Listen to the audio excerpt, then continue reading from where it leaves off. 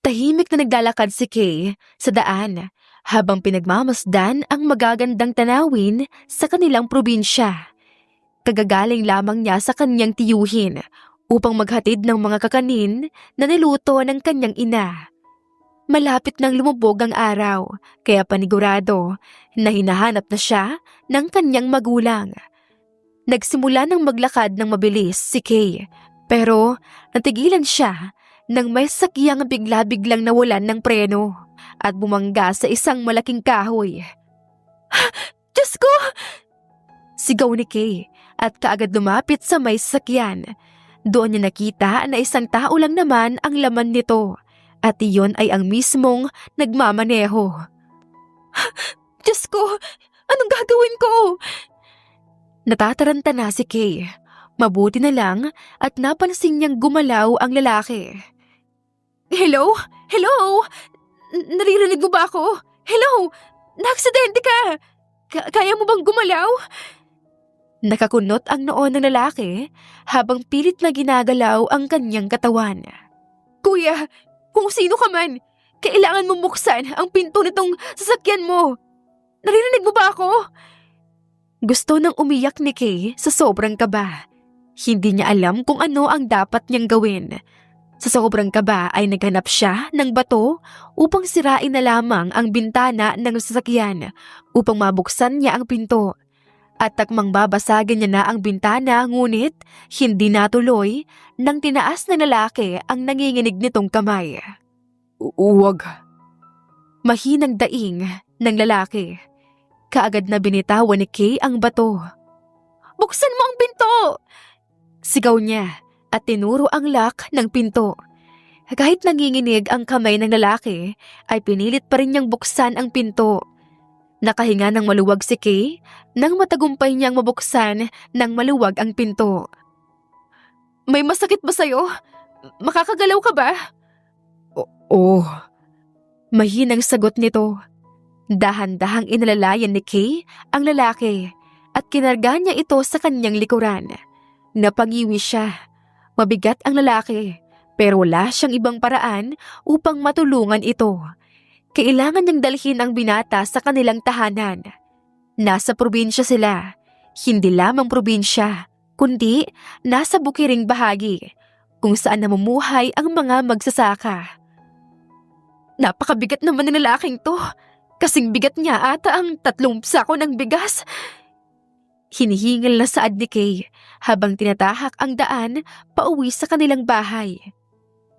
Ilang sandali pa ay natatanaw na ni Kay ang kanilang tahanan at naririnig na rin niya ang boses ng kanyang ama. Wala pa ba si Kay, ma? Abay, maggagabi na. Nag-aalala na nga ako din eh. Tinawagan ko si Donyo at ang sagot ay kanina pa raw nakaalis si Kay. Boses ng ina niya. Hahanapin ko ang anak natin, ma. Kumalma ka riyan. Napangiti na lamang si Kay sa inasta ng kanyang mga magulang. Napaka maalalahanin talaga nila kahit dalaga na siya at kaya na niya ang kanyang sarili. Binuksan ni Kay ang pinto ng kanilang tahanan at bumungad sa kanya ang kanyang ama na nakasuot ng sombrero. Huwag na po. Malumanay na ngumiti si Kay. Napasinghap si Mariel, ang ina ni Kay. Ha! Diyos ko! Sino siya, anak? Tanong nito at ang tinutukoy niya ay ang lalaking nakasampa sa kanyang likuran. Ano nangyari sa binatang ito, Kay? Tanong naman ng kanyang ama habang dahan-dahang inaalalayan ang binata. Isinampa nito ang binata sa kanyang likuran at nagtungo sa kwarto bago tuluyang ihiga ang binata. Napabuntong hininga si Kay. Nawalan po ata ng preno ang kanyang sasakyan. Hindi ko alam baka sira ang sasakyan niya o baka dahil sa daan. Hindi ba siya nag-iisip na nasa bukid siya? At kahit na anong gawin niya, delikado ang kanyang sinasakyan dito sa atin. Halos hindi na nga maitsura ang mga daan dito sa atin eh. Mukhang hindi siya taga rito, anak. Mabuti pa at magpahinga ka na. Nagsaing na ako. Maya-maya ay uuwi na iyong kapatid mo. Bumaling si Mariel kay Kyle, ang ama ni Kay. At ikaw pa, kumuha ka ng mga dahong magagamit natin. Mukhang hindi naman siya napuruhan.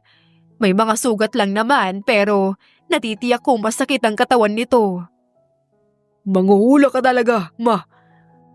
Pagbibiro naman ng ama ni Kay at tinalikan sa noo ang asawa. Natawa na lamang si Kay sa kanila at kasabay niyang lumabas ang kanyang ama. Pa, anong gusto mong ulam? Kahit na ano, anak. Basta masarap. Lahat masarap pag ako nagluto, pa. Ginulo ni Kyle ang buhok ng anak na kinasimangot nito. Magluto ka na nga. Natawa si Kay at sinimulan ang pagluluto. Ilang sandali pa ay natapos na ang kanyang niluluto at nakauwi na rin ang kapatid niya na si Mark. Nakahanda na rin ang pagkain sa kanilang hapagkainan. Gising na ang lalaki, ate. Saad ni Mark. Kumain na po muna kayo at papakainin ko muna yung lalaki. Sana all papakainin. Pabirong sabat ni Mark kaya nakatanggap ito ng batok kay Kay. Baliw! Ikaw kayo mabangga sa puno? Umirap si Kay. Oo, husto na yan at kumain ka na rito para matulungan mo yung ate mo mamaya. Saad ni Mariel sa anak niyang lalaki. Napailing na lamang si Kay at tinahak ang daan patungo sa kanyang silid habang daladala ang pagkain at tubig ng lalaki. Pagbukas niya ng pinto ay bumungad sa kanya ang lalaking nakaupo sa kama habang nakasandal ang likod nito sa kahoy na pader ng kanilang tahanan. Alinlangang ngumiti si Kay. Kumusta ka? Inilapag ni Kay ang pagkain sa kama at ang baso naman ay sa sahig, katabi ng kanyang kama. Maliit lamang ang kanyang silid, walang gaanong kagamitan. I'm fine. Thank you for helping me. Natigilan si Kay sa sagot ng binata. Hala, Amerikano ka ba? Naliligaw ka ba kaya ka napadpad dito sa amin? Mahinang natawa ang binata. Lumaki ako sa Amerika at hindi ako naligaw. Sinadya akong pumunta sa malayong lugar. Kumunot ang noo ni Kay. Nasobrahan ka yata dyan sa plano mo. Ayan tuloy, nadisgrasya ka pa. Humalakhak ang binata. Okay lang. Malayo naman sa bituka tong mga sugat ko. Napailing si Kay at inilahad ang plato na puno ng pagkain. Oh, eto. Kumain ka muna at pagkatapos, sabihin mo sa akin ang numero na pwedeng tawagan para masundo ka ng pamilya mo dito. Biglang nawala ang ngiti sa mga labi ng binata. Huwag na. Ano? Bakit? Ako nga pala si Johan. Johan David Tanaka. Ngumiti si Johan at inilahad ang kamay kay Kay. Natigilan si Kay. Ngunit kalaunan ay tinanggap niya rin ang kamay ng binata. Kay Beatrice Mercado. Mas lalong lumawak ang ngiti ni Johan. Napakagandang pangalan para sa napakagandang dalaga na katulad mo. Napaiwas ng tingin si Kay at pilit na pumiglas sa mahigpit na pagkakahawak ni Johan sa kanyang kamay. Maaari mo na ba akong bitawan? Pero tila walang narinig sa Johan at walang masabing hinila ang dalaga at hinalikan ito sa labi. Labis ang pagkagulat ni Kay sa ginawa ni Johan kaya walang pag-aalinlangan niyang sinampal ito. Bakit mo yun ginawa? Sabi ng papa ko noon, kapag may nagustuhan ako, halikan ko na kaagad. Huwag ka magalit sa akin ah. Magalit ka sa papa ko dahil siyang nagturo sa akin noon. Kay? Kay! Huy, Kay!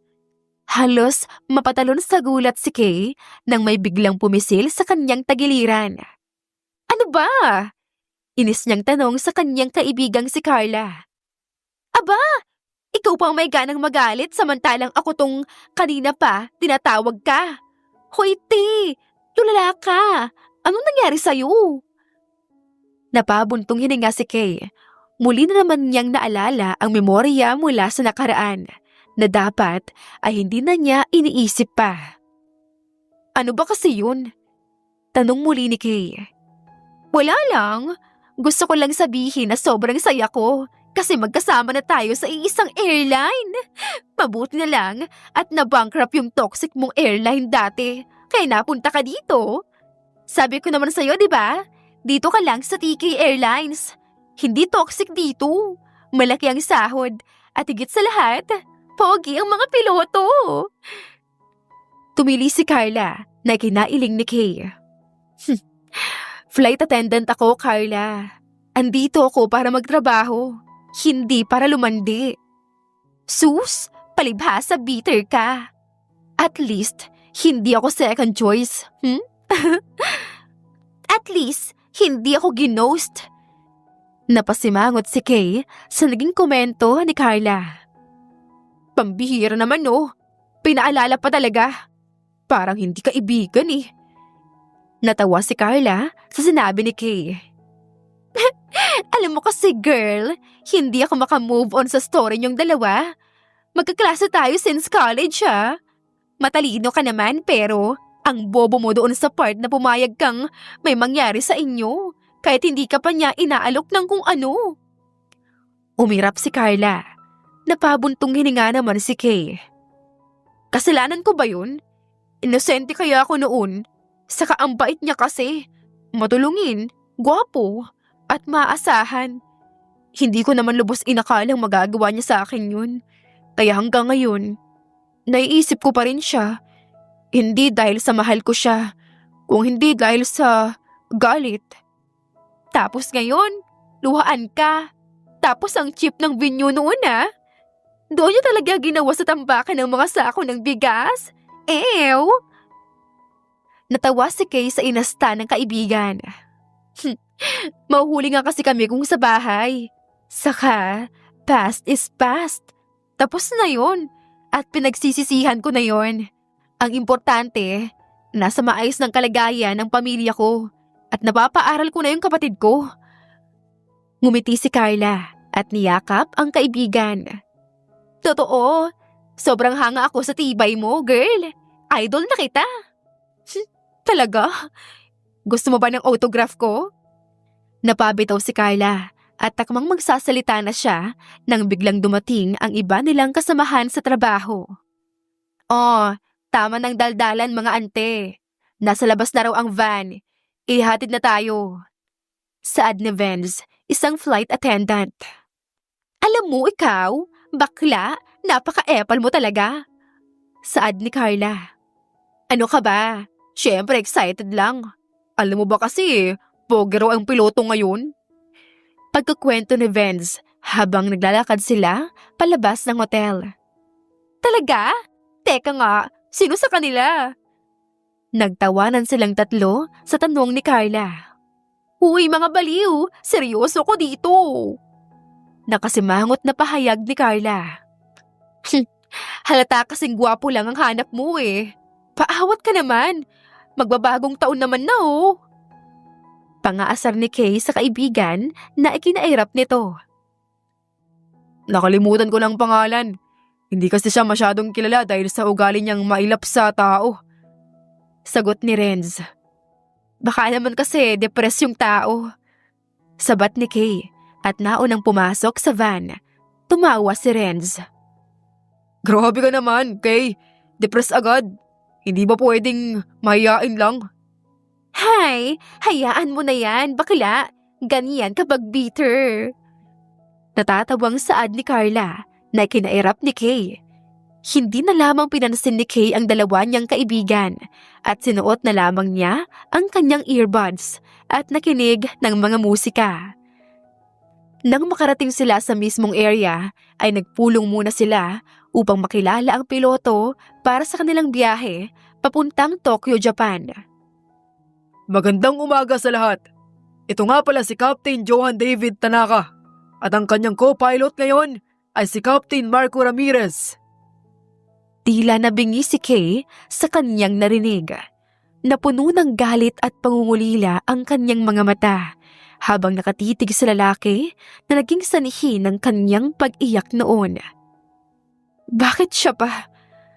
Tanong ni Kay habang nakatitig kay Johan. Gustong-gusto niyang sampalin at saktan ang lalaki na nasa harapan niya. Pero hindi niya magawa. Hindi siya makagalaw. Sobrang sakit na makitang muli ang ngiting nagpapasaya sa kanya noon. Kay, okay ka lang? Bakit ka umiiyak? Kaagad na pinunasan ni Kay ang mga luhang lumalabas sa kanyang mga mata. Wala. Medyo masakit lang mata ko. Hindi kasi ako nakatulog kagabi. Pagdadahilan ni Kay.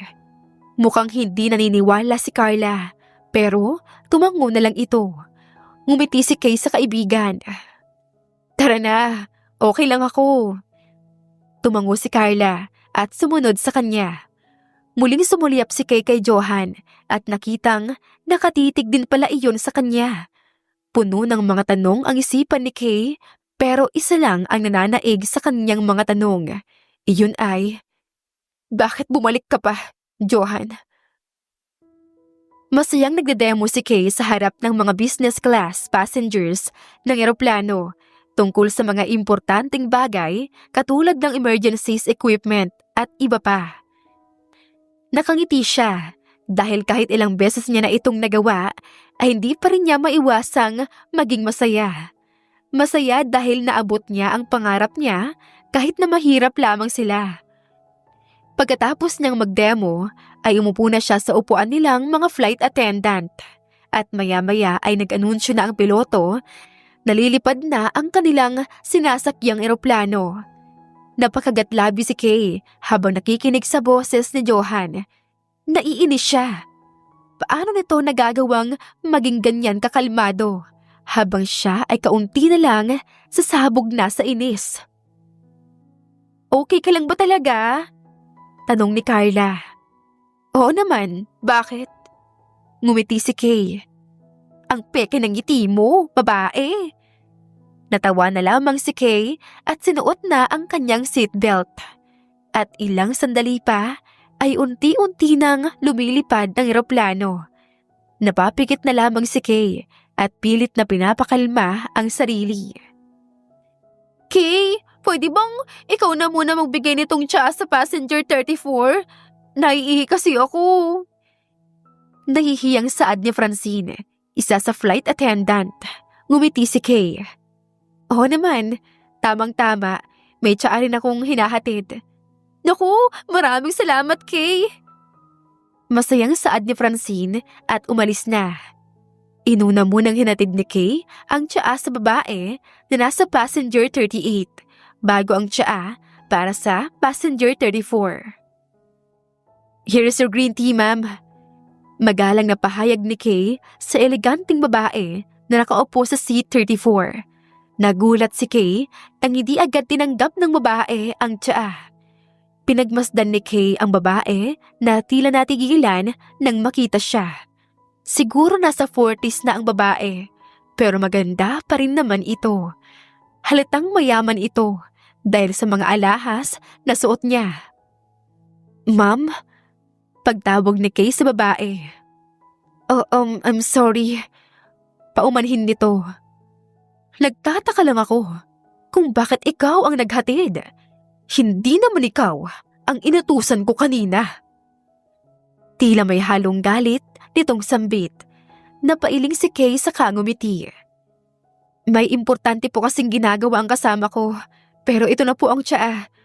Siya pa rin naman po ang nagtimpla nito. I'm sorry, pero nakaka-disappoint ang mga flight attendant ng airline na to. Simpleng utos lang, hindi po magawa. Palihim na, napakagat ng labi sa inis si Kay. Napakawalang galang ng babae. Totoo nga na hindi nabibili ng pera ang magandang asal. We sincerely apologize, ma'am. Hindi natapos ang sinasabi ni Kay nang sumigaw bigla ang babae. Wala akong pake sa sorry-sorry mo. Umalis ka sa harapan ko. Ayaw kong ikaw ang maghatid sa akin ng tsaa. Baka may dumi na yan at magkasakit pa ako. Dinuro-duro ng babae si Kay. Napayuko si Kay at tumango. Noted, ma'am. Dahan-dahan itong umalis. Ilang beses na rin siyang nakaharap ng mga maiiniting ulo na pasahero noon. Ngunit ngayon lang siya napahiya na tila nagkasala siya sa taong iyon. Kay, okay ka lang? Diyos ko, napakamaldita ng matandang iyon. Akala mo kung sino? Naiinis na pahayag ni Carla. Ngumiti si Kay. Okay lang. Meron talagang ganyan. Sobrang angat sa buhay na nakalimutan nila kung sino sila. Akala nila sila na ang pinakamataas. Ang mga ganyang tao ay walang Diyos, Carla. Totoo yan. Nakakairita lang. Flight attendant tayo, hindi utusan niya.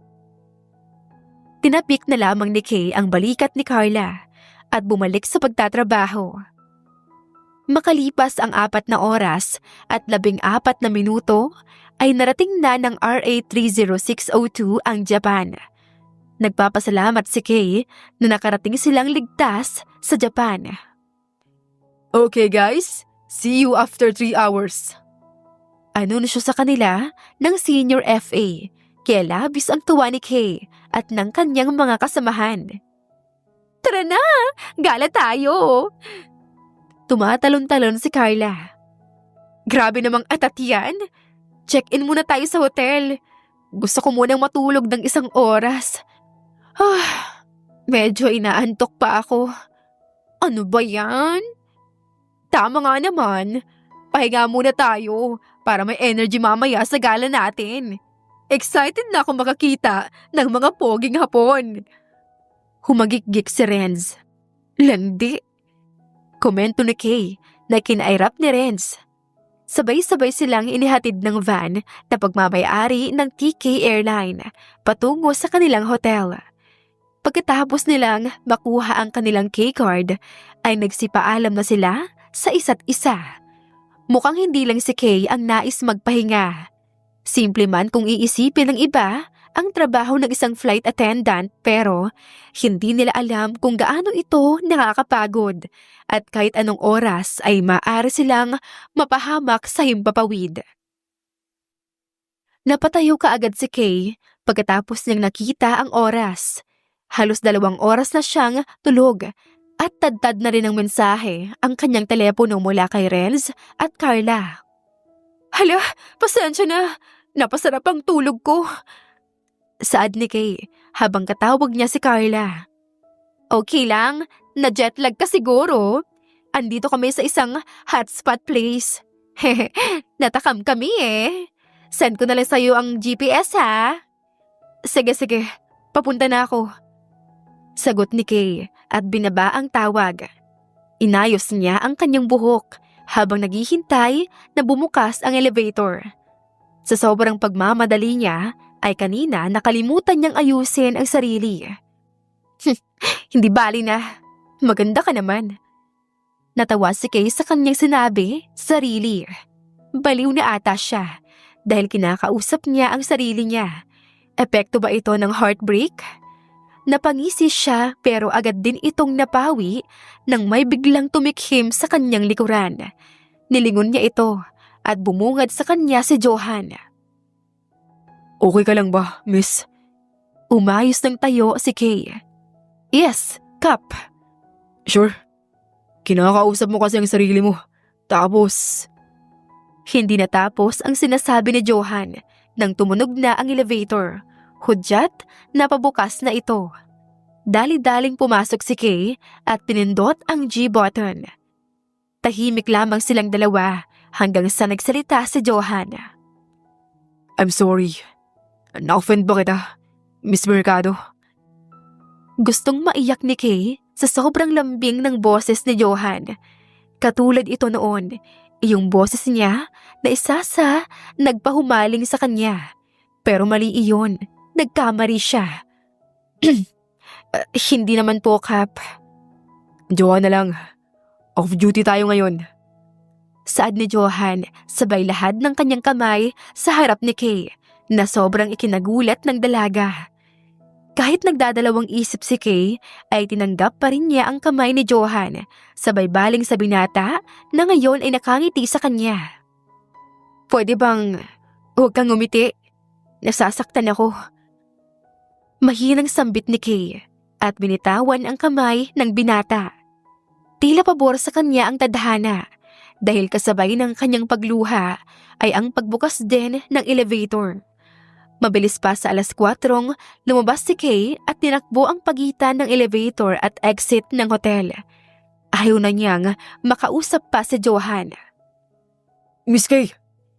Rinig niyang sigaw ni Johan pero hindi niya ito nilingon. Miss Kay! Mag-usap tayo! Please! Hinihingal na saad ni Johan. Napapikit ang dalaga at hindi na niya mapigilan ang sarili. Sa paglingon niya ay sinampal niya si Johan. Mag-usap? Wala tayong dapat pag-usapan, Johan. Dahil kahit ilang beses pa tayo mag-usap, hindi pa rin mababawasan ang lahat ng sakit na nararamdaman ko. Kaya pwede ba? Tigilan mo na ako, Johan. Napahagulgol sa iyak si Kay. Bakit nagpakita ka pa? Bakit ngayon? Bakit? Okay na ako, Johan eh. Unti-unti ko nang natatanggap na wala na. Wala na talaga. Pero walang hiyang buhay to.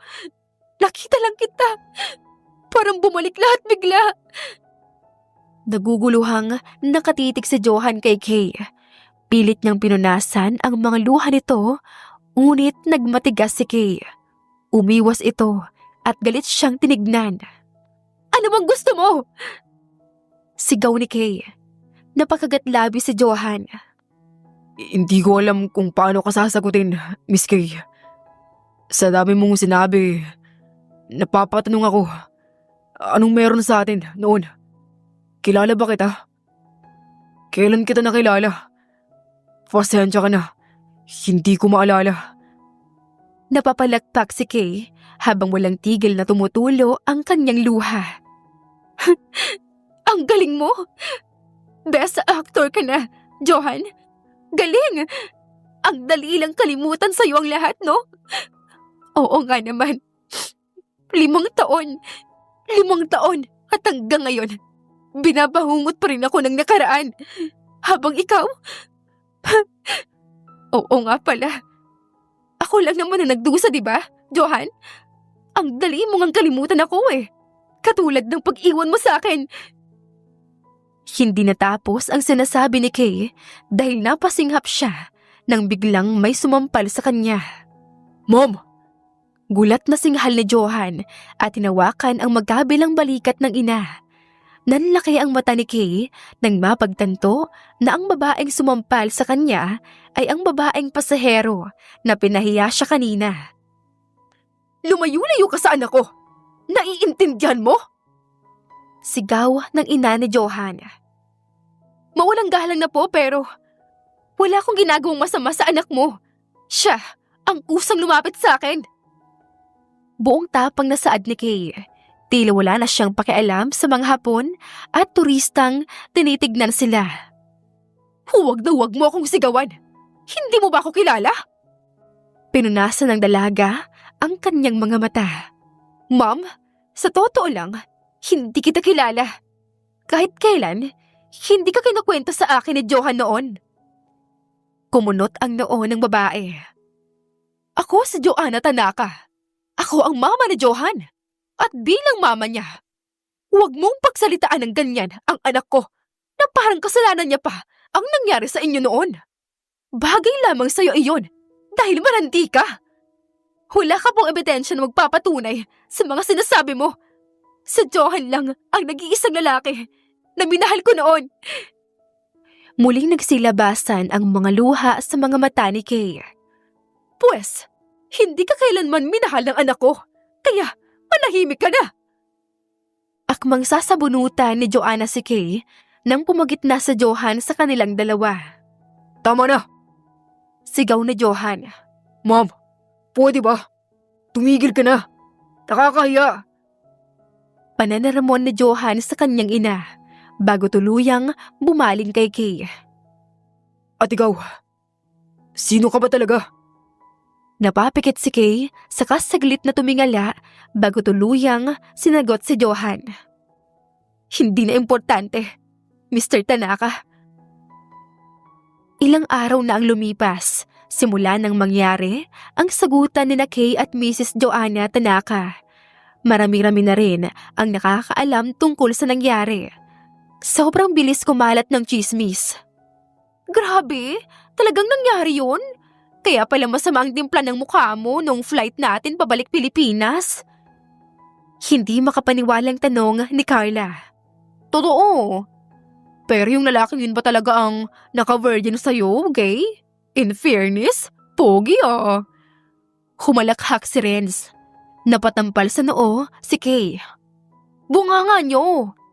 Singhal niya. Nag-peace sign ang dalawa niyang kaibigan na kanyang ikinailing. Mga isip bata talaga. Mauna na ako ha. Alam niyo na, day off ko bukas kaya uuwi muna ako sa bahay. Ngumiti sina Carla at Renz saka siya niyakap. Ingat sa biyahe sis. Saad ni Renz. True, tatanga-tanga ka pa naman. Dagdag ni Carla kaya nakatanggap siya ng batok mula kay Kay. Niyakap ni Kay ang mga kaibigan sa katuluyan ng nagpaalam. Dediretso na siyang babiyahe patungong Bicol. Sa Maynila ang kanyang trabaho kaya medyo malayo-layo talaga ang biyahe. Habang nasa biyahe si Kay ay hindi niya maiwasang mapatingin sa kanyang side mirror. Gutom lang ba siya o sadyang nakasunod sa kanya ang isang pick-up at van? Binilisan ni Kay ang takbo at doon na niya nakumpirma na nakasunod nga sa kanya ang dalawang sasakyan. Nagsimulang kabahan si Kay dahil kakalabas pa lang niya sa Maynila. Walang masyadong bahay-bahay na madadaanan at padilim na. Mas binilisan pa ni Kay ang pagpapatakbo. Pero agad siyang nakapreno nang may bigla-biglang umarang na motorcycle. Lumabas ng sasakyan si Kay habang nakataas ang dalawang kamay. Nanginginig at naguguluhan sa nangyayari. Anong kailangan nyo? Halos mapiyok si Kay sa takot na kanyang nararamdaman. Hindi ka po namin sasaktan, Miss Mercado. Basta sumama ka lang sa amin nang matiwasay. Saad ng lalaki na nakasuot ng itim na suit. Mukha silang mga bodyguard ng isang maimpluwensyang tao. Bakit ako sasama sa inyo? Sigaw nito at tumakbo palayo sa mga kalalakihan. Habulin nyo! Sigaw ng isa sa mga lalaki at hindi nga sila nabigo dahil walang kahirap-hirap nilang nahabol si Kay. Bitawan niyo ako! Sigaw ni Kay habang nagpupumiglas sa hawak ng 4 na lalaki. Nakahiga siya sa ere dahil hawak-hawak ng 4 na lalaki ang kanyang kanan at kaliwang mga paa at braso. Napapikit si Kay kasabay ng pagpatak ng kanyang mga luha nang sapilitan siyang ipinasok ng mga lalaki sa loob ng van. Hello, boss. Boses ng lalaking nagdadrive ng van. Andito na po ang babae. Hindi mapigilan ni Kay ang sarili kaya kinuha niya kaagad ang telepono sa lalaki. Hoy! Kung sino ka man! Sinasabi ko na sa'yo ha! Wala kang mapapala sa akin! Hindi ako mayaman! Kaya pakawalan mo na ako! Uuwi ako sa pamilya ko! Please! Humagulgol si Kay. May pamilyang umaasa sa akin!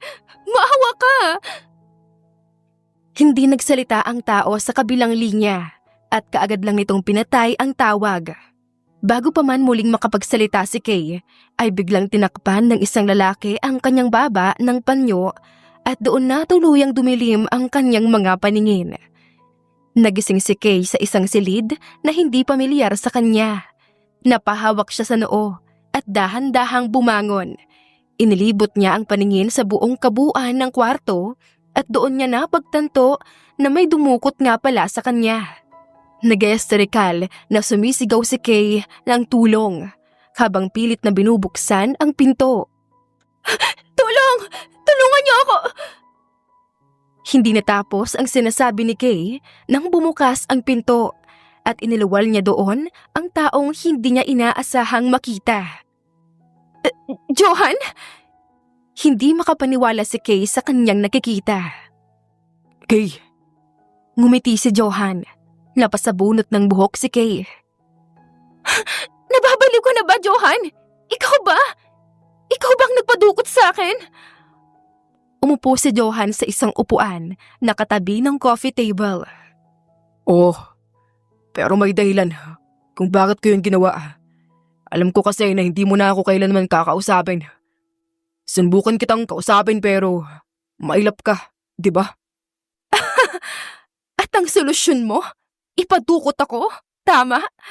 Grabe! Napakagaling naman ng ideya mo, Johan! Imbes na patulan siya ni Johan, ay tinaas ni Johan ang hawak-hawak nitong cellphone na hindi man lang napansin ni Kay kanina.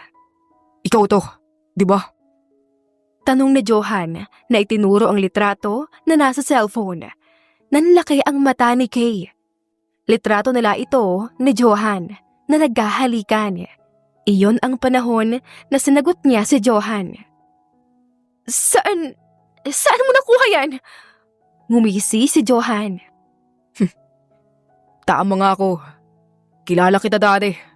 At mukhang hindi lang kilala. Kilalang kilala. Sagutin mo nga ako, Miss Mercado. Asawa ba kita? Kasintahan? Fiancé? Napakagat ng labi si Kay at umiwas ng tingin. Wala. Pwede ba? Huwag mong tanungin. As if wala kang alam. Masyado kang mapagpanggap, Johan. Itigil mo na yan. Hindi ako nagpapanggap, Kay. Totoong wala akong maalala sa aking nakaraan. Ang alam ko lang ay nakita raw ako ni Mama sa daan noon na may daladalang bote ng alak bago ako tuluyang nahimatay at tumama ang aking ulo sa bato. Kaya ako... Umiwas ng tingin si Johan. Kaya ako... nagka-amnesia. Ano? Nagka-amnesia ako, Kay. Umangat ang tingin ni Johan at nagdama ang kanilang tingin na dalawa. Hindi ko maalala ni isang detalye na nangyari noon. Hindi kita maalala. Kahit si Mama noon ay hindi ko maalala. Siya lang ang nagkwento sa akin ng bagay-bagay. Isang taon din ako na-depress, Kay. Bago ako nag-decide na mag-aral. Malaki ang pasasalamat ko sa Diyos na kahit papaano ay hindi nawala ang memorya ko sa mga pangunahing kaalaman sa buhay. Katulad ng aking napag-aralan simula elementary. Pero ikaw, Kay, sino ka sa buhay ko? Bakit parang nangungulila ako sa'yo? Huwag mong sabihin yan, Johan. Kalimutan mo na ang lahat ng nakita mo sa cellphone na yan. Ihatid mo na ako sa pinakamalapit na sakayan ng bus dahil uuwi ako sa amin. Tumalikod si Kay pero laking bulat niya nang niyakap siya ni Johan mula sa kanyang likuran. Please, Kay. Tulungan mo akong muli kang maalala. Pasensya na talaga, Ma, ha? Biglaan po kasi ang lakad ko kaya hindi kita natawagan kaagad kahapon. Baka po ma-move sa susunod na day off ko po ako uuwi. Pasensya na po talaga, Ma. Napakagat labi si Kay. Nakapagsinungaling pa siya sa kanyang ina kung bakit hindi siya nakauwi. Nag-alala kasi ito sa kanya dahil halos umabot na sa 100 ang missed calls nito sa kanyang cellphone. Napakatagal din kasi ibalik ni Johan ang mga gamit niya. Naku kang bata ka! Pinag-alala mo kami ng gusto. O siya, ayos lang. Basta lagi kang mag-iingat Huwag mong pababayaan ang sarili mo. Napangiti si Kay sa sinabi ng kanyang ina. Opo, salamat, Ma. Mag-iingat din po kayo. Ilang sandali pa ay natapos na ang kanilang pag-uusap ng kanyang pamilya. Kaya napabaling na naman ang atensyon niya kay Johan na ngayon ay parang asong naghihintay sa kanyang amo. Ano na? Masungit na tanong ni Kay kay Johan. Napanguso ang binata. Bakit ba kasi ayaw mong pumayag? Nakita ko yung mga videos at pictures natin sa dati kong cellphone. Masaya tayo. Nag-I love you ka pa nga sa akin tapos nag-I love you to rin ako. Sigurado ako na may relasyon tayong dalawa, Kay. Kung hindi ka pa handang sabihin sa akin ang totoo, magpapanggap na lang tayo sa harapan ni Mama. Napakunot ang noo ni Kay. Ano ka? Sinaswerte? Hoy, Johan ang usapan lang natin ay tutulungan kitang makaalala. Sumusobra naman yata yung hinihingi mo. Simula nung magkamalay ako, alam kong may tinatago sa akin ng mga magulang ko, Kay. At kailangan kong malaman to. Seryosong pahayag ni Johan. Umarko ang kilay ni Kay. So, gagamitin mo ko? Lumapit ang binata. Hindi. Hindi, Kay. Kahit na anong gusto mo, nakapalit, gagawin ko. Saglit na napaisip si Kay, saka siya napabuntong hininga. Papayag ako. Dahil nais ko ring malaman sa'yo ang katotohanan. Kaya tutulungan kitang maalala mo ang nakaraan mo. Pero hindi ako papayag na magpapanggap tayo sa harapan ng pamilya mo. Bumuntong hininga si Johan, saka tumango. Naiintindihan ko. Napuno ng katahimikan ng paligid habang nakatitig sa isa't isa sina Johan at Kay. Tila nag-uusap sila. May mga iba't ibang emosyon ang naglalaro sa kanilang mga mata na para bang nagpapahayag ng mga saloobin na hindi kayang sabihin sa isa't isa. Unti-unting inilapit ni Johan ang kanyang mukha sa mukha ni Kay. Hindi makagalaw si Kay. Tila nauubusan siya ng hininga habang nalulunod siya sa mga titig ni Johan sa kanya. Kaagad na tumikhim si Kay upang maibsan ang tindi ng sensasyong nararamdaman niya habang nakatitig sa mga mata ni Johan. Saan nga ulit tayo ngayon? Tanong ni Kay habang pilit na pinapakalma ang sarili. Gusto niyang sampalin ang kanyang sarili upang matauhan na hindi na dapat siya nadadala sa mga titig ni Johan dahil uuwi lang din siyang luhaan. Nasa Manila pa rin tayo. You are in my house. Napatango naman si Kay. Nasa sala sila ngayon at hindi maiwasan ni Kay ang mamangha sa kabuuan ng bahay. Napakalaking bahay, halatang mayaman ang may-ari. May chandelier pa sa itaas. Ganito ba talaga kayaman si Johan? Kay, Umupo si Kay sa mamahaling sofa, saka bumaling kay Johan. Oh, bakit? pwede mo ba akong paglutuan? Napakagat ng labi sa Johan sa sobrang sakit nang binatukan siya ni Kay. Namumuro ka niya! Hindi mo ako katulong! Naiinis na pahayag nito. Wala ka bang katulong? Ang yaman mo pero buraot ka naman. Grabe ka naman sa buraot. Day off kasi nila ngayon. Napakamot ng ulo si Johan. Umismid si Kay. Sus! Style mong bulok. Ang sabihin mo lang, gusto mong paglutuan kita. Asumera mo naman. Umirap si Johan. Tumaas ang isang kilay ni Kay. Bakla ka na pala ngayon. Sinong bakla? Ikaw. Humalakhak si Kay pero hindi iyon nagtagal nang bigla-biglang lumapit si Johan sa kanya at walang pasabing hinalikan siya sa gilid ng kanyang labi. Napatulala si Kay habang humahalakhak naman si Johan. Sino ngang bakla ulit? Kayang-kaya kitang buntisin, Kay. Ngumisi nang nakakaloko si Johan. Napalunok si Kay. Baog ka naman eh. Lumapit si Johan sa kanya. Gusto mo lang ata na magkaanak tayo eh. Halika. Simulan natin. Akmang hahalikan na ng binata ang babae, ngunit may biglang tumilis sa kanilang likuran. Kaagad na tinulak ni Kay si Johan at umayos ng upo. Ay, ma'am sir! Pasensya na po. Kababalik lang po namin galing sa mall. Salamat nga po pala sa bigla niyong paglibre sa amin. Saad ng may edad ng babae. Hindi makapaniwalang bumaling si Kay kay Johan. Day off pala ha? Hindi siya pinansin ni Johan at naging malamig ang ekspresyon ng mukha nito. Walang anuman, Manang. Magpahinga na po kayo. Nais kong Ang aking asawang magluluto ng aking panangalian ngayon. Tumango ang ginang at yumuko bilang paggalang saka umalis kasama ang ibang kasambahay. Ang lamig naman, komento ni Kay. Hindi ako pala salitang tao sa iba. Sa'yo lang. Ewan ko ba sa sarili ko, bakit tila napaka-komportable ko sa'yo. Umiwas ng tingin si Kay at tumalikod. Ayaw niyang mapunta na naman sa nakaraan nila ang usapan.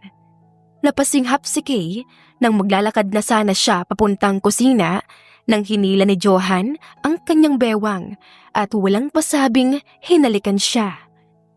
Kaagad na itinulak ni Kay si Johan pero naging matigas ito. Patuloy ang paghalik nito sa kanya habang siya naman ay parang bato na hindi makagalaw. Itinigil ni Johan ang halik at nakakunot noong tinignan si Kay. Halikan mo ako pabalik, please. Love. Napaawang ang mga labi ni Kay.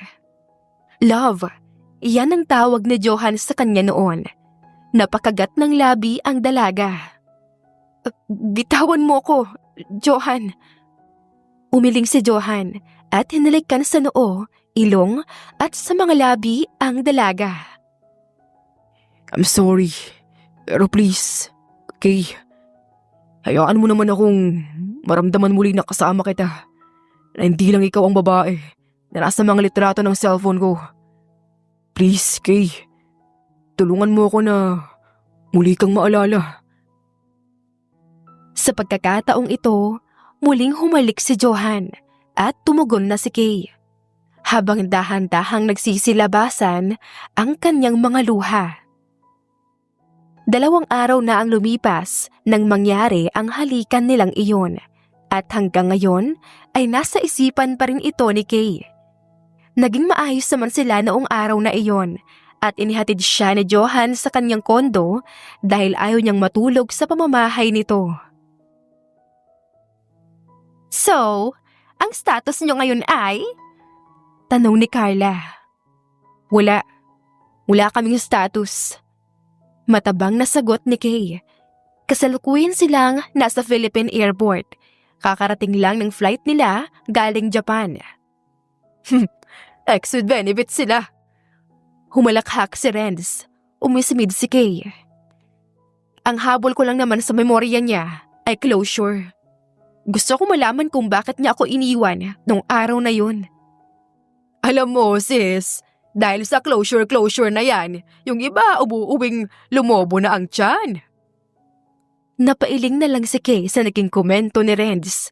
Puro talaga ito kalokohan. Sa tingin niyo ba, marupok ako? Bago pa makasagot ang dalawa niyang kaibigan, ay biglang tumunog ang cellphone ni Kay. Nasaan ka? Malambing na tanong ni Johan sa kabilang linya. Napaayos ng upo si Kay. Nasa airport. Sino po ang kasama mo? Napakunot ang noo ni Kay. Bakit ang daming tanong ni Johan? Sila Carla ang kasama ko. Bakit ba? Mahinang natawa si Johan na nagbigay ng kakaibang sensasyon sa sistema ni Kay. Kinikilig ba siya? Nasaan nga po kayo ngayon? Pag-uulit ni Johan sa tanong. Andito kami malapit sa Jollibee. Ewan ko ba sa mga kasama ko? Kakain ata kami. Okay, love. Hintayin mo ako dyan. Papunta na ako. Bago pa makasagot si Kay, ay pinatay na ni Johan ang tawag. Hindi alam ni Kay ngunit hindi niya mapigilan ang mapangiti. Humagigik si Carla. Ano nga ulit yung tanong niya kanina? Bakla? Kumarupok raw ba siya? Ngumisi si Renz. Walang hiya sis. Oo, sobrang rupok mo. Masamang tinignan ni Kay ang mga kaibigan. Ginagawa ko lang to para makakuha ng sagot, okay? Matagal na kaming tapos. Hanggang doon lang yun. Kapag nakaalala siya, tapos masasabi niya na kung ano ang rason, di wala na. Iiwasan ko na siya ulit. Siguraduhin mo lang, Kay. Naglalaro ka sa apoy. Baka masugatan ka na naman. pagpapaalala ni Renz na kinabuntong hininga ni Kay. Naglalaro nga ba siya sa apoy o baka naman umaasa pa rin siya? Maya-maya pa, dumating na si Johan at saktong nasa linya pa lamang sila para umorder ng makakain. Ang gwapo mo today, Kap. Humagigik si Renz. Araw-araw naman akong gwapo. Itinaas baba ni Johan ang kanyang kilay. Natawa sina Carla at Renz habang si Kay naman ay hindi maipinta ang mukha. Sungit naman itong kaibigan nyo. Saad ni Johan, sa kaniyakap ang bewang ni Kay. Kulang yan sa lambing mo, Kap. Pangaasar ni Renz. Ano ba kasing ginagawa mo rito? Bakit ka pa pumunta? Anong trip mo? Sa halip na sagutin siya ni Johan, ay bumaling ito sa mga kaibigan niya. Pwede ko bang hiramin muna itong kaibigan nyo? Kaagad na tumango sina Carla at Renz. Oo naman, Kap. Sagot ni Carla. Kahit na wag mo nang ibalik, Kap. Iyong-iyo na. Nagpasalamat si Johan at binigyan ng pera ang dalawa dahil libre na raw niya ang pagkain nila at dahil hindi marunong mahiya sila Carla kaya tinanggap nila ito. Mga kaibigan ko ba talaga kayo? Hindi makapaniwalang tanong ni Kay. Krasya na ang lumalapit, Kay. Salamat ulit, Kap. Enjoy kayo sa date nyo, Kap. Sang-ayon ni Renz. Umirap si Kay at nauna nang maglakad. Naririnig pa niya ang tawa ng kanyang mga kaibigan pero hindi niya ito pinansin. Bye, sis! Bye, sis! Sigaw ni Carla at Renz. Bye! Patabog na sigaw naman ni Kay. Naiinis siya lalo na sa lalaking nakayapos sa kanyang bewang ngayon. Bakit ka ba hawak ng hawak? Close ba tayo? Based sa mga pictures sa phone ko. Oh, sobrang close natin, di ba, love? Ngumisi na nakakaloko si Johan sa kawalang pasabing hinalikan si Kay. Nagulat ang dalaga pero otomatikong gumalaw ang kamay niya kaya nasampal niya ang binata. Maraming tao ang napatigil at napatingin sa kanila. Doon lang napagtanto ni Kay na nasa airport pa rin pala sila. Sa sobrang hiya ay naisiksik ni Kay ang kanyang mukha sa lieg ni Johan. Imbes na magalit ang binata dahil sinampal siya, ay napangiti na lamang siya saka bumaling sa ibang pasahero na nakatitig sa kanila. Binuhat ni Johan si Kay ng pa-bridal style bago nagsalita. Huwag niyo na pong intindihin ang misis ko. Buntis po kasi kaya kakaiba ang ugali. May iilang komento kaagad silang narinig pagkatapos nagsalita si Johan. May ibang tumitili pa habang naglalakad si Johan na karga-karga siya. Kaya pinisil ni Kay ang braso nito habang nakasiksik pa rin sa leeg ni Johan. Natawa ang binata. Baby sis, nakakasama yan sa baby natin. Napakagat ng labi ang dalaga habang dinadamdam ang init ng kanyang pisngi. Kinikilig ba siya? Hindi ito pwede. Naglalaban ng isipan at puso ni Kay sa kaloob-looban niya. Nang nakarating na sila sa parking lot, ay kaagad na bumaba mula sa mga bisig ni Johan si Kay. Nakayuko lamang ito dahil sa kahihiyan sa nangyari kanina. Binuksan ni Johan ang pinto. Pasok ka na, love. Palihim na napakagat labi si Kay at pumasok na lang. Tahimik lamang siya buong biyahe. Kinakausap naman siya ni Johan pero tango at iling lang ang kanyang tugon. Hindi nagtagal ay nakarating na sila sa kanilang destinasyon. Ha? Perya? Dito tayo kakain? Magme-merienda tayo, baby. Maraming makakain dyan. Tapos, malilibang pa tayo sa mga palaro. Sigurado ka dyan sa mga sinasabi mo? Sanay ka ba sa mga ganito? Sigurado ako, love. Bakit? Ayaw mo po ba? Pagkatapos natin dito, Magdi-dinner tayo sa restaurant ng pinsan ko. Hindi naman sa ganon. Lumaki kang mayaman, kaya malay ko bang may alam ka sa ganito. Umiwas ng tingin si Kay dahil habang nagsasalita siya ay napansin niyang nasa mga labi niya ang tingin ni Johan. Init ng ulo mo, love. Tara na. Pag-aaya ni Johan, saka dali-daling lumabas at pinagbuksan ng pinto si Kay. Magkahawak kamay silang pumasok sa peryahan at hindi mapigilan ni Kay ang mamangha sa sobrang liwanag ng paligid. 5:00 pa ng hapon pero dumidilim na, kaya napakaganda ng tanawin. Hala, ang ganda! Bulalas ni Kay habang tinuturo ang balon na umiilaw. Hindi maiwasang mapangiti ni Johan habang pinagmamasdan ang maaliwalas na mukha ng dalaga. Gusto mo ba niyan? Tanong niya sa dalaga na kaagad namang ikinatango nito. Nilapitan nila ang nagtitinda ng mga balon at akmang mag-aabot na ng bayad si Kay ay pinigilan ito ni Johan. 3 po niyan, tay. Saad nito at inabot ang pera sa nagtitinda. Ako na, Johan. Kaya kong bilhan ng sarili ko. Pagtatanggi ni Kay at inabutan din ng pera ang nagtitinda. Alam ko naman, love. Pero gusto ko ako ang bumili para sa'yo. Hindi ka na dapat gumagastos. Kumindat pa si Johan. Umikot ang mga mata ni Kay, sinabi nito. Hindi mo ako kailangan bilhan. Kaya kong sarili ko. Napakamot ng ulo ang matandang nagtitinda. Ay nako, ma'am, sir. Sa ibang lugar na lang po kayo mag-love quarrel. Sino po ba talaga ang magbabayad sa inyong dalawa? Akmang magsasalita na si Kay nang hinapit siya ni Johan sa bewang at hinalikan sa labi, saka bumaling sa nagtitinda. Ito po, manong.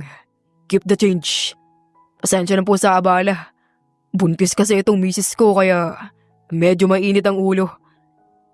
Inabot na Johan ang 1,000. Nahihibang ka na ba? Bakit? Hindi natapos ang sinasabi ni Kay nang muli siyang halikan ni Johan sa labi. Natawa ang manong at ibinigay kay Kay ang 3 balon na umiilaw. Ito po, ma'am. Congratulations po sa inyo ng asawa mo. Sa pilitang ngumiti si Kay, kahit sa kaloob-looban niya, ay nais niya nang masapak ang lalaking nakakapit sa bewang niya. Namumuro ka na. Feel na feel mong asawa mo ko. Sinamaan ng tingin ni Kay sa Johan, saka ikinalas ang braso nito mula sa kanyang bewang. Ngumisi si Johan. Practice lang. Doon kasi ang punta natin. Tumaas ang isang sulok ng labi ni Kay. Sabi nga nila, libre ang mangarap. Oh, kaya nga, pangarap kita eh.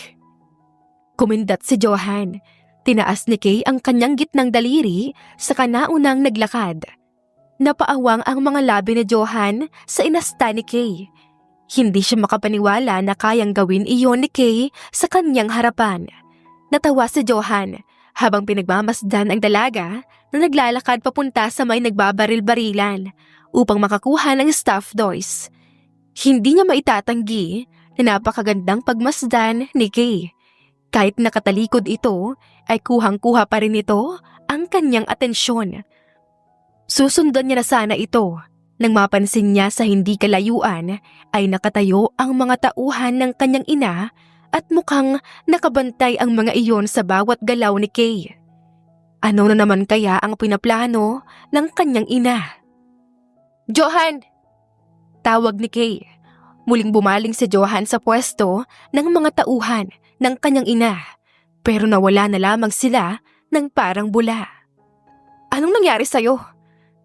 Tanong ni Kay nang makalapit si Johan sa kanya. Umiling si Johan. Wala. Akala ko, nakita ko yung kakilala ko. Tumango si Kay kahit hindi siya kumbinsido sa naging sagot ni Johan. Maglalaro ako niya, no? Gusto ko makuha yung panda. Sobrang cute kasi. Humagik-gik si Kay. Napangiti si Johan. Ako na kukuha. Sigurado ka? Baka mamaya mainis ka kasi wala kang matamaan. Wala ka ba talagang bilib sa akin, Miss Mercado? Mayabang na pahayag ni Johan saka bumili ng mga bala. Ang dapat lang niyang gawin ay matamaan ng 3 plastic bottle para makakuha ng kahit na anong stuffed toys. Pumwesto na si Johan habang hawak-hawak ang laruang baril at takmang titira na siya pero nabaling ang atensyon niya nang sumigaw si Kay. Go sexy! Go sexy! Go sexy! Sexy, sexy love! Tawang-tawa si Kay dahil sa kalokohan niya. Ginaya pa niya ang linya sa isang pelikula. Napuno ng tawanan ang paligid. Kahit yung nagtitinda ay natawa sa ginawa ni Kay. Mas lalong naengganyo si Johan kaya itinira na niya ang una niyang bala. Pero wala siyang natamaan. Ganoon din sa pangalawang bala. Pangatlo, hanggang sa maubos ang 5 bala. Napakagat na lang sa labi si Kay habang pilit na pinipigilan ang kanyang tawa. Naiinis na si Johan dahil nakailang ulit na siya pero wala pa rin siyang natatamaan. O ano? Suko ka na lang? May panunod yung saad ni Kay. Sumimangot si Johan sa sinabi nito at saglit na siniksik ang mukha sa leeg ni Kay. Hindi ako susuko. Gusto ko, may remembrance ka dito.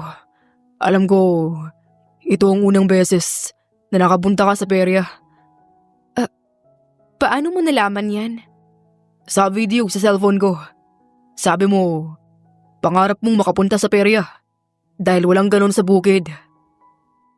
Sa hindi malamang dahilan ay parang may humapulos sa puso ni Kay. Napangiti siya ng matamis. Maraming salamat. Sige na, subukan mo ulit kahit magdamag tayong maghihintay na matamaan mo yung mga plastic bottles. Supportive mo naman, love. Hayaan mo. Lahat ng mga di mo pa napupuntahan ay pupuntahan natin. Kumindat si Johan kay Kay, saka magiliw na bumili muli ng 5 bala. Diyos ko, yayaman ata tong si Manong dahil kay Johan. Bulong ni Kay sa sarili na ikinatawa niya. Masaya nang pinagmasdan si Johan na naglalaro. Na tila ba napapalitan na ng saya ang kanyang tinatagong galit para sa binata. Oo, galit siya. Ngunit para bang may nagsasabi sa kanya na sa Johan pa rin ito, ang lalaking nagpatibok ng puso niya. Tama pa ba ito o dapat na siyang umiwas? Pababa na ako, Johan. Sagot ni Kay sa kabilang linya. Sige po. Hihintayin kita sa labas ng kondo mo. Ingat ka, ganda. Saad ni Johan at pinatay ang tawag. Napailing na lamang si Kay sa kalokohan nito. Ang araw ay naging linggo at ang linggo ay naging buwan. Hindi akalain ni Kay na mag-iisang buwan na silang nagkikita ni Johan. Tuwing day off niya ay gumagala silang dalawa kung saan niya gusto. Kaya mas lalo siyang naguguluhan sa kanyang nararamdaman. Alam niya sa kanyang isipan na mali na magkasama sila. Pero masaya ang kanyang puso sa tuwing nariyan si Johan. Pagkapasok ni Kay sa sasakyan ay tila nag-alapuso ang mga mata nang makakita siya ng mangga. Hala, bakit may ganito ka? Kumakain ka pala ng bagoong? Umiling si Johan. Para yan sa'yo. Di ba nakwento ko kagabi na sumasakit ang ulo ko? Tapos kaninang umaga, nagising akong may ala-ala tungkol sa'yo. Talaga? Masayang-masaya ako para sa'yo. Kailangan, ipaalam natin yan sa therapist mo. Masayang saad ni Kay. Sa loob ng 1 buwan, ay marami-rami ring naikwentong bagay si Kay tungkol sa pagkatao ni Johan. At sobrang saya niya dahil kahit papaano ay bumabalik ng paunti-unti ang kanyang memorya. Hinalikan ni Johan sa noo si Kay, saka inayos ang seatbelt nito. Bukas, love. Magmumall muna tayo ngayon. Pumalakpak si Kay. Excited na ako manood ng horror. Napailing si Johan at pinaandar na ang makina. Sa loob ng isang buwan, masasabi niya nakakaibang babae si Kay. Marami itong kalokohang naiisip. Hindi nagtagal ay nakarating na sila sa mall at napagdesisyonan nilang kumain muna sa isang restaurant. Habang naghihintay sila ng pagkain nila, ay may biglang tumawag kay Johan kaya lumabas muna ito upang makapag-usap sila ng maayos. Mom, here's your order. Nanlaki ang mata ni Kay habang pinagmamasdan ang waiter. James? Ikaw ba yan?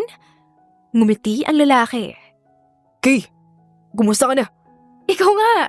Sobrang tagal nating hindi nagkita. Niyakap ni Kay ang kababatang si James. Okay naman ako.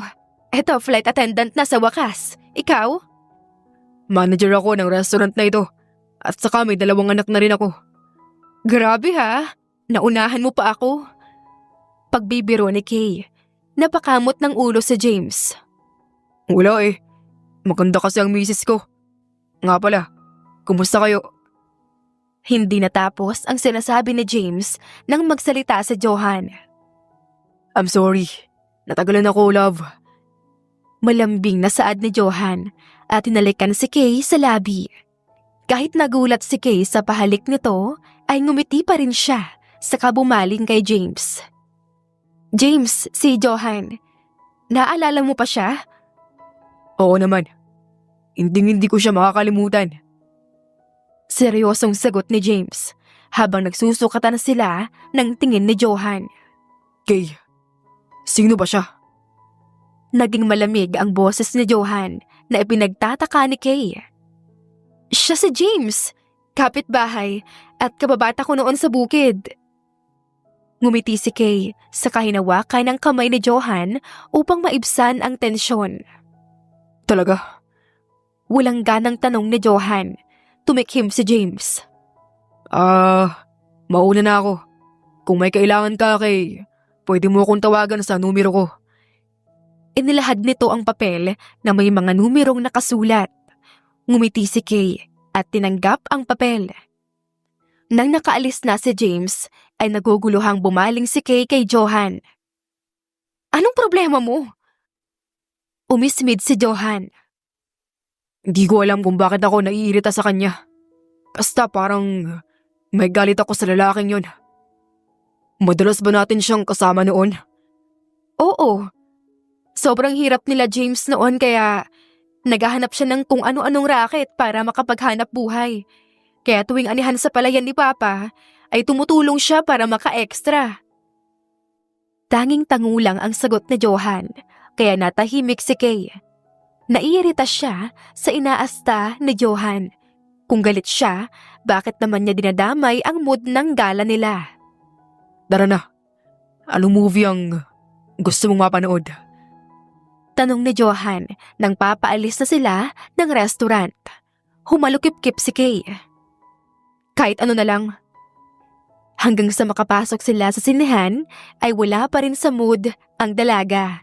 Kaya pagkatapos ng pelikula ay nag-aya na siyang umuwi kaagad. Sure. Ayaw muna mag-arcade muna tayo? Oo. Maaga pa kasi ang flight ko bukas. Pagdadahilan ni Kay at naunang maglakad pero napahinto siya nang mapansin niyang may babaeng nakatayo sa gilid ng sasakyan na Johan.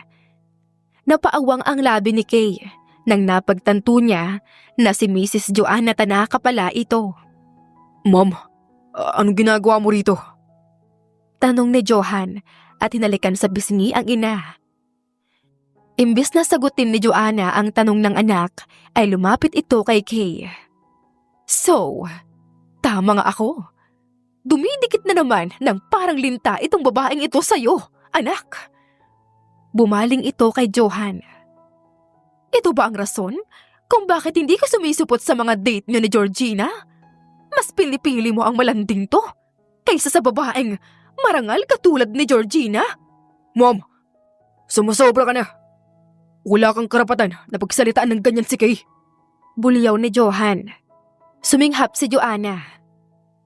Tapos ngayon, sumasagot ka na sa akin? Tinignan ni Joanna si Kay mula ulo hanggang paa. na puno ng pandidiri. Tell me, ano bang pinapakain mo sa anak ko at hindi kanya nilulubayan? Ginayuma mo ba? O baka naman, ginamitan mo ng kakaibang paraan? Ha, sa kama ka siguro bumabawi. Akmang magsasalita na si Johan ng buong lakas na sinampal ni Kay sa Joanna. Maulang galang na po, pero marangal akong babae. Pinalaki ako ng maayos ng aking mga magulang. Hindi ko ginayuma at mas lalong hindi ako nagpapakama sa anak mo. Napakababa naman ang tingin mo sa akin. Sa katunayan, hindi lang sa akin, kundi sa anak mo rin. Mababa na rin ba ang tingin mo sa anak mo? Dahil pumatol siya sa babaeng katulad ko? Mrs. Tanaka? Wala kang galang! Buliyaw ni Joanna. Dahil hindi ka po kagalang-galang. Buong tapang na sagot ni Kay. Hindi po ako lumalapit sa anak mo. Siya po ang kusang lumapit sa akin. Kakatalikod pa lang niya ay hinila na ni Joanna ang buhok niya. Napahiyaw si Kay at sinabunutan din pabalik si Joanna. Para sa kanya, lintik lang ang walang ganti. Tumigil ka na, ma! Pilit na pinapalayo ni Johan ang kanyang ina, pero nagmatigas ito. Hindi ka na babagay sa anak ko! Isa kang anak ng malandi! Sigaw ni Joanna. Nagmatigas din si Kay at tinulak niya si Joanna gamit ang kanyang mga paa. Kaya napahiyaw ito at mabuti na lamang at nasalaw ni Johan ang ginang. Huwag na huwag mong idadamay ang ina ko! Galit na sigaw ni Kay. Malademonyong tumawa si Joanna. Wala kang alam sa pamilyang meron ka. Nagmamalinis kayo. Kahit sa totoo, sobrang dumi nyo. Mas marumi pa kayo sa putik. Naikuyom ni Kay ang kanyang mga kamao. Kung marumi pa kami sa putik, ano naman kayo? Anong tawag mo sa sarili mo? Tanong ni Kay at tumalikod sabay takbo. Hindi na niya kaya ang nangyayari. Unti-unti na nagsisilabasan ang mga luha mula sa kanyang mga mata at ayaw niyang umiyak sa harapan ni Joanna. Kay! Sigaw na Johan pero hindi niya ito nilingon. Dali-dali siyang pumara ng taxi at pumasok. Naabutan pa siya ni Johan pero nakapasok na siya sa loob. Kay! Mag-usap tayo, please! Kay! Manong, tara na po. Umiiyak na saad ni Kay sa driver. Ilang minuto lang ang lumipas ay nakarating na siya sa labas ng kondo niya. Ngunit natigilan siya nang makita niya si Johan sa labas ng kondo unit niya. Pwede ba, Johan? Bukas na tayo mag-usap. Pagod ako. Saad niya at binuksan ang pinto. Hindi niya pa ito nasasara na nagpumilit na makapasok si Johan at walang pasabing isinandala si Kay sa pinto kasabay ng pagsarado nito. Napasinghap si Kay, ngunit napalitan ito ng kakaibang tunog nang hinalikan siya ni Johan. Maingat ang mga halik nito na may halong panggigigil. Tila pinapahiwatig nito ang kaniyang nararamdaman. Walang magawa si Kay kung hindi ang tumugon. At ikinawit niya ang kanyang mga kamay sa leeg ni Johan habang dinadamdam ang mga halik nito. Johan, nangihinang saad ni Kay habang bumababa ang halik nito sa leeg niya. Hinihingal na tumigil si Johan at maingat na hinawakan ang pisngi ni Kay. Kay, naaalala na kita. Nagsinungaling ako sa'yo. Pagkatapos ng unang sagutan niyo ni Mama, ay naisugod ako sa ospital. Sobrang sakit ng ulo ko. Tapos, nagising na lamang ako na naaalala ko na ang lahat. Pero hindi yun alam ni Mama. Bakit? Nagsimula ng magsilabasan ang mga luha ni Kay.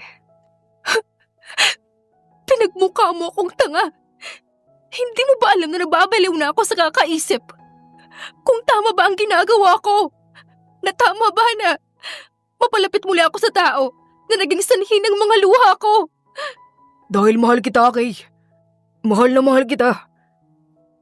Bumitaw si Johan at tumingala habang umiiyak. Naaalala ko ang lahat ng pinagdaanan natin. Ngunit hindi ko alam kung bakit bigla na lamang kitang iniwan. Malabo pa rin yun sa memorya ko. Kaya plinano kong magpanggap sa harapan mo para mas mapalapit sa akin. Hindi lamang dahil gusto ko ng sagot kung bakit iniwan kita, kundi dahil sobrang miss na kita. Miss ko na ang halik mo, ang yakap mo, lahat, Kay. Sabik na ako na makasama kang muli. Napahagulgol si Kay nang niyakap siya ni Johan. Mahal na mahal kita, Kay. Lalayo tayo sa pamilya ko. Hindi na ako papayag na masaktan kang muli ni Mama. Please, Kay. Give me another chance. Please. Tila nabura lahat ng pagpipigil at pangangaral ni Kay sa kanyang sarili dahil siya na mismo ang tumingkayad at humalik sa binata. Mahal na mahal kita, Kay. Madamdaming saad ni Johan. Matamlay na ngumiti si Kay. Patunayan mo, Johan. Matamis na ngumiti si Johan. Pananagutan kita, mahal. Magiging Mrs. Tanaka ka. Tandaan mo ang gabing to. Saad nito at muling hinalikan ang dalaga. Naging mapayapa ang 2 buwan ni Kay simula ng gabing iyon. Naging totoo si Johan sa lahat ng sinabi niya. Hindi na siya kailanman ginambala ni Mrs. Joanna at walang oras na sinayang si Johan dahil araw-araw nito na pinaparamdam na mahal siya nito. Tumili si Carla sa kaniyakap ang kaibigan. Talaga? Masaya ako para sa'yo, sis! Di ba sabi ko sa'yo? Iba ang atid ng closure na yan eh. Ngumisi si Renz. Napairap si Kay. Ewan ko ba? Gusto ko lang maging totoo sa sarili ko. Pagod na akong ibaon ng galit at sakit sa puso ko. Gusto kong maging masaya. Kung ano man ang dahilan ni Johan, malalaman ko rin naman yun. Naiintindihan ko ang sitwasyon niya. At sa loob ng ilang buwan, nararamdaman ko naman ang pagiging sincero niya sa akin. Napangiti sina Carla at Renz. Masayang-masaya sila para sa kanilang kaibigan. Asus! Pinamukha mo pa kaming single eh. Nandito na tayo, madam. Anunsyo ni Renz. Natawa si Kay. Kung single ka, tapos single rin si Carla, bakit hindi na lang kayo? Kaagad na nandiri ang dalawa, kaya mas natawa siya. Biro lang. Salamat sa paghatid. Balitaan ko kayo. Ngumiti si Kay at bumaba ng sakyan ni Renz. Nang makaalis na ang sakyan ni Renz, ay masayang naglakad si Kay papasok ng bahay ni Johan.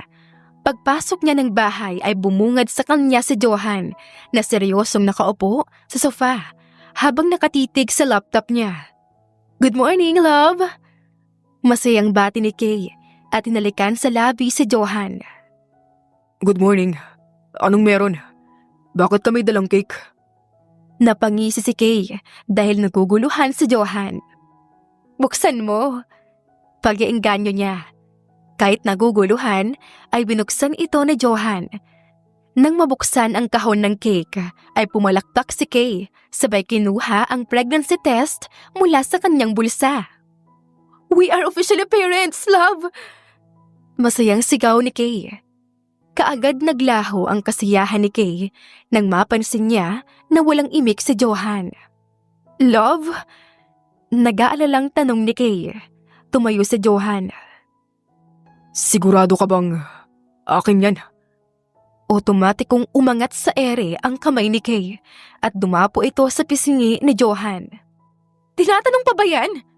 Nakalimutan mo na ba ang gabing pinagsaluhan natin? O baka naman, kay James yan. Pamilyadong tao yun, Johan. At sa tingin mo ba, papatol ako sa ibang lalaki? Hindi ako cheater, kaya wag mo akong pagbintangan. Sarkastikong tumawa si Johan at inilahad kay Kay ang laptop nito. Lumapit si Johan kay Kay at bumulong. Nakikita mo yan? Video yan ng pagtataksil mo sa akin noon. Kaya pala kita iniwan. Tama lang, dahil nagtaksil ka. Umiling-iling si Kay at pabagsak na binaba ang laptop. Hindi kailanman nangyari yan, Johan. Wala kaming relasyon ni James. Hindi kumibo si Johan at nanatiling nakatitig sa dalaga. Pakiusap, maniwala ka naman sa akin, oh. Hindi totoo yan. Ikaw lang yung lalaking niromansa ako ng ganoong paraan, Johan. Maniwala ka sa akin, please. Ang video na yan ay pinadala sa akin ng private detective ko. Malamig na saad ni Johan. Hindi makapaniwalang napailing si Kay at tinulak ito. Napakababoy mo, Johan. Pagkatapos ng nangyari sa atin, itatanggi mo ang batang na sinapupunan ko? Pinunasan ni Kay ang kanyang mga luha. Mukhang nagkamali na naman ako sa'yo, Johan. Malumanay na saad nito at tinakbo ang distansya ng bahay patungo sa labas ng gate. Sobrang gulo ng kanyang isipan na hindi man lang niya namalayan na may mga kalalakihang nag-aabang sa kanya at bago pa siya makasigaw ay sapilitan na siyang pinapasok sa van. Mabuti at gising ka na. Nanlaki ang mata ni Kay nang makita si Mrs. Joanna sa kanyang harapan na may hawak-hawak na patalim. Anak! Napasinghap si Kay nang makita ang ina na nakagapos na tila nangihina na sa sobrang dami ng sugat sa katawan. Anong kalokohan to, Mrs. Tanaka? Anong ginawa mo sa mama ko? Galit na galit si Kay. Gusto niyang puntahan ang ina, ngunit kahit siya ay nakagapos din. Umupo si Johan sa harap ni Kay.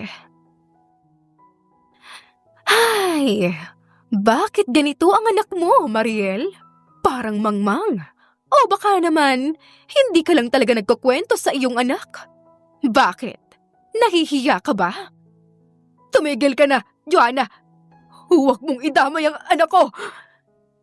Namimilipit sakit ang ina ni Kay na si Mariel. Naguguluhan si Kay sa buong pangyayari. Malademonyong tumawa si Joanna. Hindi mo alam? Yang ina mo ang babaeng minahal ng asawa ko. Tama ang narinig mo.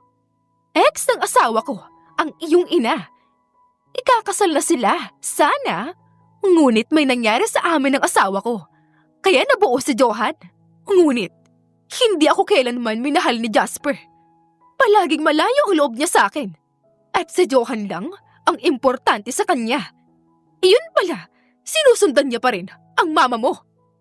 Kaya gumawa ako ng paraan para mailayo ang kanilang landas. Diba, Mariel? Napahagulgol si Mariel. Pag-iusap, tama na. Tumayo si Joanna at tinutukan ng patalim si Mariel. Sabihin mo sa anak mo ang totoo. Sabihin mo! Ma, anong totoo? Naguguluhang tanong ni Kay. Na ipinaghahasa ko ang iyong ina noon. Humalakhak si Joanna. Pero, akalain mo nga naman, nauwi sa pagmamahalan ang nangyari sa kanila ni Kyle. Dapat nga magpasalamat sila sa akin eh. Ganoon din sana ang plano ko sa inyo ni Johan. Kaso, nabuntis ka ng anak ko. Kaya binilog ko na lang siya na may nangyari noon sa inyo noon ng kababata mo. Nanginginig si Kay sa galit. Hayop ka! Baliw ka na! Dinamay mo pa si James! Oo, dahil nangangailangan siya ng pera. Alam mo ba kung bakit iniwan ka ng anak ko noon, Kay? Dahil binayaran ko si James na painumin ka ng pampatulog at umakto siyang may nangyayari sa inyo para masaktan ng anak ko at umuwi siya sa amin. At nangyari nga. Kaso, nadisgrasya naman siya sa daan. Mahigpit na hinawakan ni Joanna ang pisngi ni Kay. Kasalanan mo yun eh. Malas ka! Malas! Nag-esterikal na saad nito habang tinututok kay Kay ang patalim. Napahiyaw si Kay sa sobrang sakit at nagpupumiglas. Bitawan mo ko! Ang baby ko! Tumigil ka na! Joanna! Nangihingalong sigaw ni Mariel. Nais niyang iligtas ang anak, ngunit siya ay sobrang nangihina at nakagapos pa sa mabibigat na kadena. Manahimik ka! Ikaw naman, dapat sa'yo ay mabura sa mundong to. Hindi ako papayag na magkaroon ng apo sa babaeng katulad mo. Galit na sigaw ni Joanna at akmang isasaksak niya na sa tiyan ni Kay ang patalim nang biglang bumukas ang pinto at iniluwal doon si Johan at mga armadong pulis. Johan! Umiiyak na sigaw ni Kay. Tinulak ni Johan ang ina at walang awang sinampal. Gulat na gulat si Joanna sa ginawa ng anak. Ano, ma? Nagising ka na ba sa katotohanan?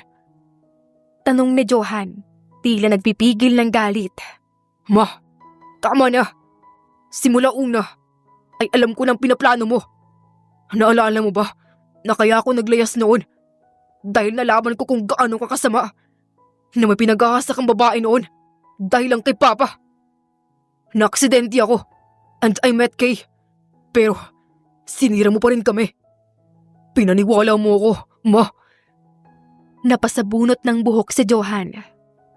Pinaniwala mo ako na taksil si Kay sa akin. Ngunit ang totoo pala, parte iyon ng mga kasamaan mo.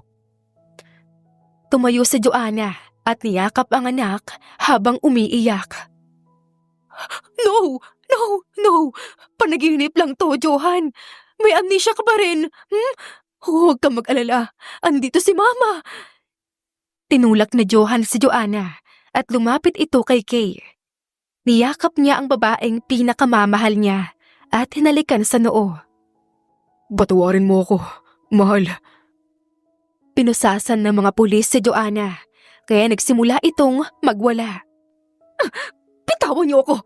Johan! Jasper! Sinasaktan nila ako! Tama na, Ama. Sinasaktan mo lang ang sarili mo. Pakiusap ni Johan. Pinaniwala mo ako na nagtaksil si Kay dahil alam mo nagka-amnesia ako. Pinagsamantalahan mo ang kondisyon ko. Anong klaseng ina ka, ha? Umalingaw-ngaw ang sigaw ni Johan. Kung hindi dahil sa konsensya ni James, ay hindi ko malalaman ang plano mong to. Kung hindi dahil sa kanya, baka napatay mo na ang mag-ina ko. Walang nagawa si Joanna kundi damhin ang mga sigaw ng anak. Napahagulgul ito at walang nagawa nang tuluyan siyang pinusasan ng pulis. Sa presinto ko na po magpaliwanag, Mrs. Tanaka. Ang lahat ng iyong sasabihin ay maaaring gamiting ebidensya laban sa'yo. Paliwanag ng pulis. Niyakap ni Johan si Kay at patuloy na humihingi ng tawad. Ang hindi niya alam ay tuluyan nang nawalan ng malay si Kay. Patawarin mo ko, love. Naging bulag ako. Itinanggi ko pa yung anak natin na nasa sinapupunan mo. Hinayaan kong lamunin ng galit ang sistema ko. Napakawala kong kwentang ama. Umiiyak si Johan ngayon habang hawak-hawak ang kamay ni Kay. Kakagising lamang ni Kay at ngayon ay nasa hardin sila ng ospital. Tulala si Kay sa kawalan. Ang nanay ko, ang baby ko. Maayos ang lagay ni mama at si baby. Mahina ang kapit niya kaya kailangan mong magpahinga. Sagot ni Johan at hinalik-halikan ang kamay ni Kay. Mahal na mahal kita, Kay. Patunayan mo, Johan. Papatunayan ko, Kay. Alam kong nasabi ko na yun sa'yo noon at nabigo ako pero pinapangako ko na hinding-hindi ka na kailanman nakakaramdam ng sakit. Mamahalin ko kayo ng magiging anak natin hanggang sa aking huling hininga. Mahal. Hinalikan ni Johan si Kay sa noo. Nais kong makausap ang mga magulang natin, Johan. Nais kong maghilom ang mga sugat ng nakaraan. Gusto ko ng mapayapang buhay. Nagsimula tayo sa maling daan, maling desisyon, at puno ng kasinungalingan. Nais kong maitama ang lahat. Maaari mo bang may pangako sa akin na sasamahan mo ako sa bawat hakbang ko? Napaluha si Kay, ngunit kaagad din niyang pinunasan. Tumangutango si Johan at ipinagdikit ang noo nila ni Kay. Umiiyak ito habang nakapikit. Nabuo ang anak natin mula sa galit, pagmamahal at lihim. Subalit, itataga ako sa kung sino mang batalang nakikinig sa atin ngayon na hindi niya mararanasan ang naranasan natin. Madamdaming pahayag ni Johan. Ngumiti si Kay at malambing na hinawakan ang pisngi ni Johan habang hinawakan naman ni Johan ang mga kamay ni Kay at napapikit. Maaari ba tayong magsimula muli, mahal? Tanong ni Johan habang nakatitig sa mga mata ni Kay. Halik ang naging tugon ni Kay sa tanong ni Johan. Labis ang tuwa ni Johan at kaagad na hinalikan babalik ang minamahal. Lagi nating tatandaan na ang pagmamahal ay hindi napipilit at mas lalong hindi paglilihim ang dahilan upang mas mapatibay ang relasyon. Mahal na mahal kita. Kay Beatrice Mercado. Masayang napangiti si Kay. Mahal na mahal din kita, Johan David Tanaka. Muli, siya si Kay Beatrice, ang babaeng iniwan at nasaktan, pero piniling magpatawad at pakinggan ang katotohanan. Wakas!